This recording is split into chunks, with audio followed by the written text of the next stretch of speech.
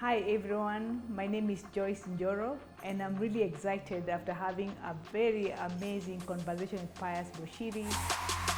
I've shared my story and I've given a lot of details, and this is not for me, but for many other people who need encouragement and inspiration to take decisions, financial decisions for their life as early as possible. So I hope you enjoy it. So Joyce, you were just describing, you are in Nyeri, a rural setting. Yeah. Your dad is paying you, which is not really paying. It was not really paying. He was bribing you to stay in the rural areas and stay away from Nairobi. Yeah. But you felt that this was not your place. Yeah. There was more. There was more, Yeah. and particularly because I was struggling, the kind of chores were quite heavy for anyone, and because I wasn't doing them consistently before, it was difficult for me to start at that or to do them very well at that age.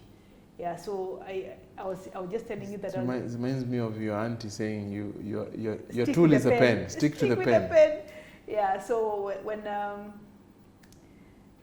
like I used to pick like 6 kilos of tea per day. Yes. That is far below average what a grown-up should do. And of course, I'm supposed to be ashamed to take such little tea to the center where we used to sell it. Yeah. Yeah, but then you see that other people can do much more. At least over 10 kilos. Your or siblings. Yeah, maybe, yeah. That time they were still young. The others were, some of them, young. they were young. Yeah. So I was the one who used to go there alone. Yeah, but it was part of like to harden me and to get me ready for life. Yeah. Yeah, so I still felt that there was, because I wanted to work like everybody else was working, other people we left school with. Yeah, but then when I'm there, then I'm not working. Yeah, so the fact that I had to stay there was against my will. Yeah, but I had to follow. and you felt that if you were in Nairobi, you could have gotten a job and you could have been earning more. Yes. Yeah. Yes, yeah. I would have gotten a job and I would be earning more. Yeah. And so what happened is that then the next thing that followed is that my father really thought I'd be a good teacher. A good teacher? Yes. Okay. Yeah, so he asked me to join Kenya Science Teachers College. Okay. And I didn't want to join the Teachers College. I want to go to university. Yeah. Yeah, but he said, no, this is a good career for women. At least you get to raise your children and wow. and have a happy family. Yes. So I went there and I stayed there for 3 months. Yeah. So when we got the intake university, I was out immediately.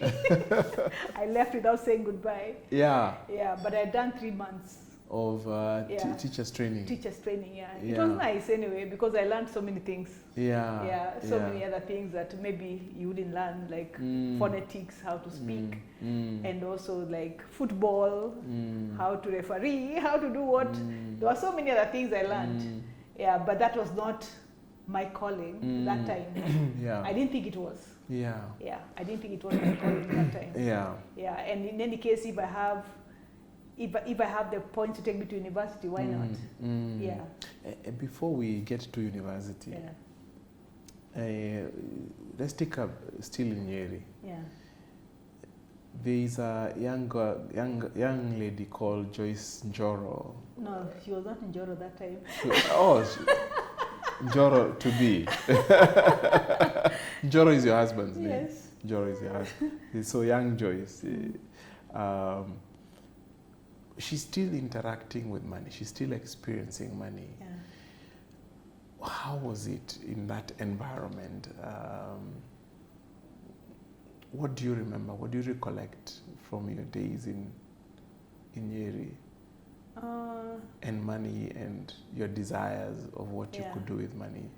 I think the only thing I can, maybe in terms of money, is the fact that we had a shop. Yeah. In Nyeri? Yeah. Run by your mom? Yeah, so I used to spend quite a bit of time there. Yeah, and then I realized that we're not really doing much business. You were selling just groceries, normal things, bread, household things, whatever, sugar. Yeah. You realize that when you need something, you just go collect. So you're not keeping books. You're not really when you need something in the house, yes, you just go. It's like you are... Yeah, the salt is finished, you go and collect. Yeah. Something is finished, you go. So you're not really doing like serious business because we're living beyond our means. Meaning that then somebody has to put in money at the end of the month to buy stock. To plug in. Yes. And that somebody was? My dad, of course. Your dad? Yes. Okay. Yes.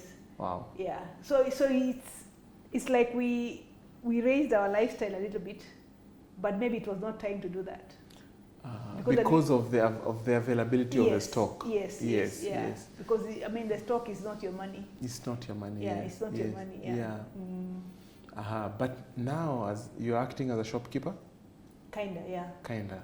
So people would pay you money and you in exchange for goods. Not me. I mean, I'm like an attendant. Yes, and your mother is the... Not paid. No. But you are the one doing the trade. Yes. You are the one doing the trade. I'm the one standing there. Yeah. And you are not keeping books. There are no books. There are no books. No. So, at the end of the day, would you count the money? Yes. You'd count the money? Yeah. Okay. But then tracking everything, the sweets you sold, the cigarettes and everything else was almost impossible. Yeah, so you just know the sugar is finished, you buy more. Did that do anything to you as far as your journey with money is concerned? Yeah, I think it kind of taught me a little bit of a business acumen. Yeah, just understanding how business works. Yeah, and I got to realize that when people in the village get a salary, they automatically shift their lifestyle. They start eating bread when they were not eating bread before. But they can't afford that bread, not yet. Yeah. So that also it means when the job is gone, they go back again to their normal. Yeah. So I think there's something there. I saw that there's something here that is not working. Yeah, it's not working. Yeah. Mixing business money and personal money. And also raising your lifestyle when you're not really up to that standard yet. Okay. So I at least I observed that among the other people. Maybe somebody got a job as a watchman or something else. Because it's rare that people have a job that is paid on a monthly basis. So when they do that, then they use the money maybe to buy things that they don't really have to buy. Yeah. That's interesting. Yeah, there's that hunger for a bit of luxury. Sugar and other things. So we put more hurdles for us to succeed financially. Yes. Yeah. Okay. So this conclusion that there was not much business going on, it occurred to you when you were in that shop or later on in life? Later on in life. When on your reflection. When you start reflecting, then you realize maybe that's why people don't get out of poverty. Yeah, they stagnate and they get stuck in poverty. And you think you're doing a business, but you're not doing anything. Yeah, it's just a place to keep yourself busy. But maybe there are other things you can do. In economics, I remember you were told it's called disguised employment. Disguised employment. You're living a lie. Or employment disguise. Yeah. You are not adding to the GDP of the economy of the country. Yeah. Because your inflows and outflows are not, they are matched, or they are negative. Yes. Yeah, you can't pay tax actually. There's nothing to pay. There's nothing to pay. Okay. And there are very many businesses like those ones. Yes. Yeah. Okay. So on you go to university. Yeah. So before university, I joined the National Youth Service. National Youth Service. Yes.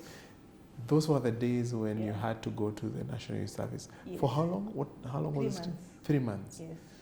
Everybody had to go to NYS. It was compulsory. It was compulsory. Yeah, but some people skived, but it was. Yeah. It was supposed to be compulsory. And you didn't skive?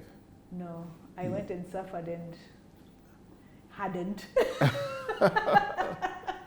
It wasn't easy. Yeah. But then after some time, because you are so many, it Yeah. becomes fun. Yeah. Yeah, we made fun of everything, and we learned how to just survive with bare minimum. Yeah. Yeah. Where was this that you were? Naivasha. Naivasha. Yeah.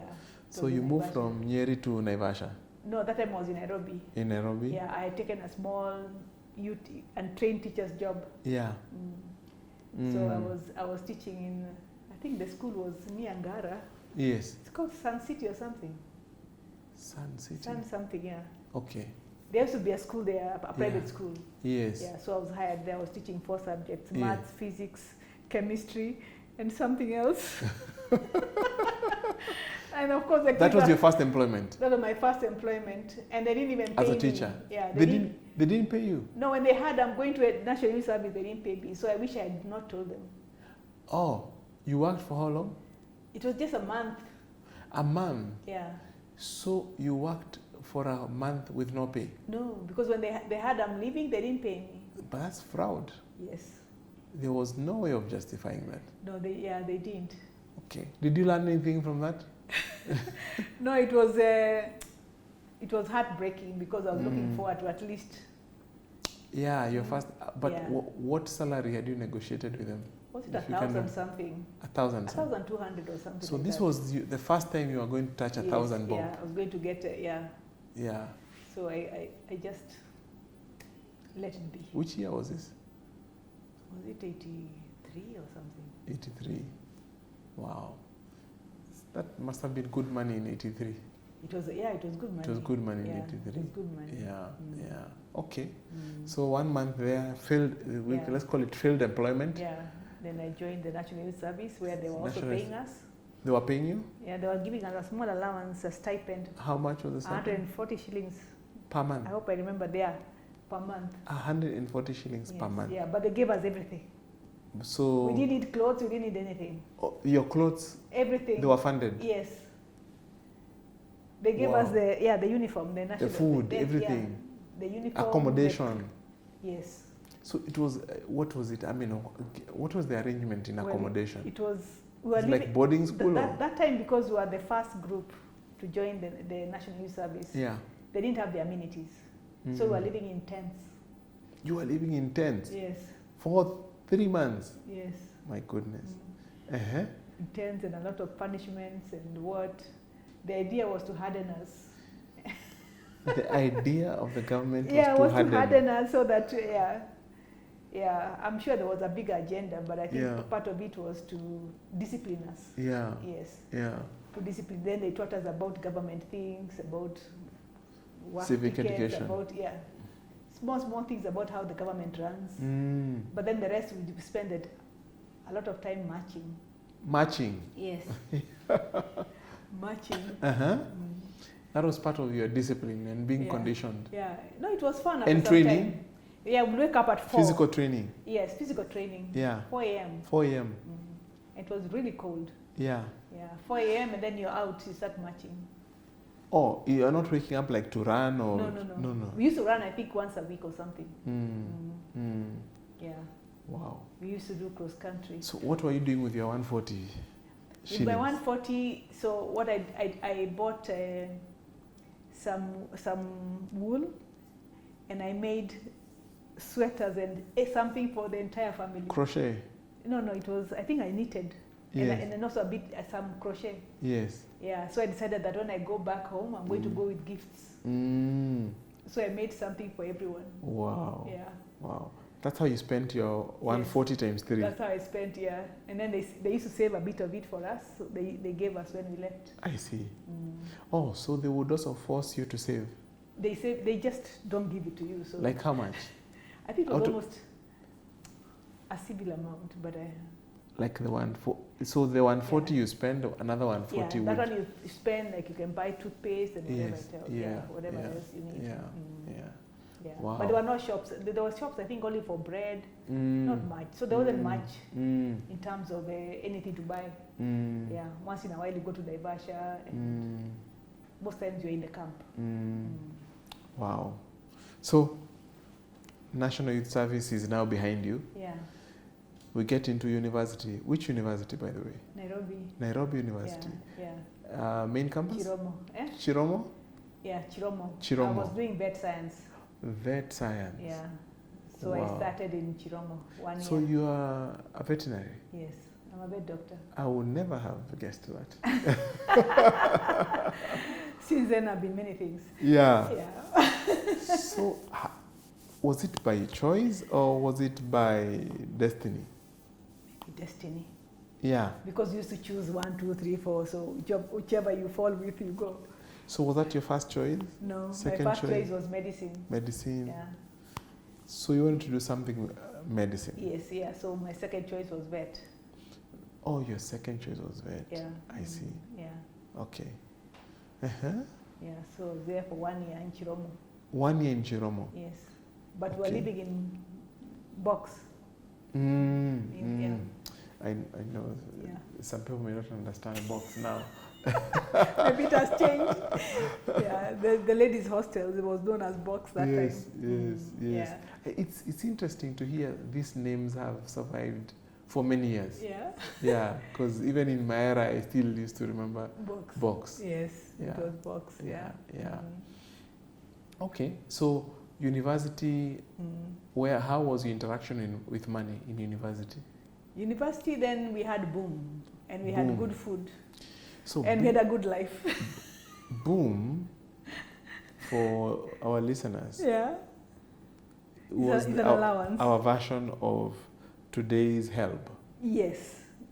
Help. Yes. But boom, was it repairable? It was. Yes, it was. We didn't even know it was a loan. It was a loan? Yeah, it was a loan. It was a loan? Yeah. Okay. But we're not even thinking about loan because they gave us all these forms. We sign, we get the money. Yeah. How much was the boom? And why was it? About 5,000. Why was it called boom? Because it was a boom. People have never seen such money before. It was so much. Boom. Yeah. Some people were educating their siblings, were building houses for their parents. They were doing big things with that money. It was 5,000 bob. Yes. It transformed their lives. So it was boom. You've never seen money and suddenly you... Yes, suddenly you have boom, so much. you have money. Yeah, you don't have a bank account. You have the money in cash. So you spend, you go buy stuff. So you would be given money in cash. Yes. Where would you be given the money? Where would you collect the money? I think there was an office. You just go and collect. An office? Yeah. Because I remember our time we used to go to the bank. To the post office. Yeah. I think we collected. I think there was an office they used to collect. I can't remember going to the bank. Yeah, and then you go and keep it somewhere and then you spend it. Yeah. I am thoroughly enjoying this conversation with Joyce Njoro, and I hope you are doing the same too. So please make sure you stay with a pen and paper because they say a pen and paper never forgets. See you on the next video. Take care.